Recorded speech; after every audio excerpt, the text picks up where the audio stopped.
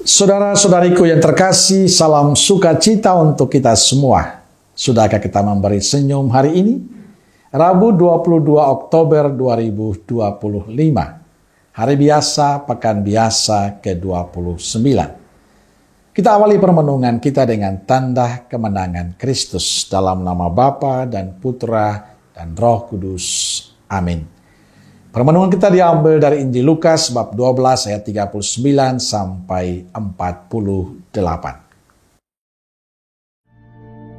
Tetapi ketahuilah ini, jika tuan rumah tahu pukul berapa pencuri akan datang, ia tidak akan membiarkan rumahnya dibongkar. Hendaklah kamu juga siap sedia, karena Anak Manusia datang pada saat yang tidak kamu sangkakan. Kata Petrus, "Tuhan, kamikah yang engkau maksudkan dengan perumpamaan itu? Atau juga semua orang?" Jawab Tuhan, Jadi, siapakah pengurus rumah yang setia dan bijaksana yang akan diangkat oleh tuannya menjadi kepala atas semua hambanya untuk memberikan makanan kepada mereka pada waktunya? Berbahagialah hamba yang didapati tuannya melakukan tugasnya itu ketika tuannya itu datang. Aku berkata kepadamu, sesungguhnya tuannya itu akan mengangkat dia menjadi pengawas segala miliknya. Akan tetapi, jikalau hamba itu jahat dan berkata di dalam hatinya, "Tuanku tidak datang-datang," lalu ia mulai memukul hamba-hamba laki-laki dan hamba-hamba perempuan dan makan minum dan mabuk, maka tuan hamba itu akan datang pada hari yang tidak disangkakannya dan pada saat yang tidak diketahuinya dan akan membunuh dia dan membuat dia senasib dengan orang-orang yang tidak setia.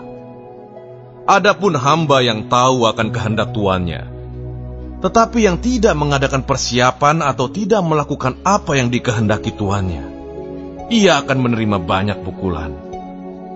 Tetapi barang siapa tidak tahu akan kehendak tuannya dan melakukan apa yang harus mendatangkan pukulan, ia akan menerima sedikit pukulan. Setiap orang yang kepadanya banyak diberi, daripadanya akan banyak dituntut. Dan kepada siapa yang banyak dipercayakan, daripadanya akan lebih banyak lagi dituntut.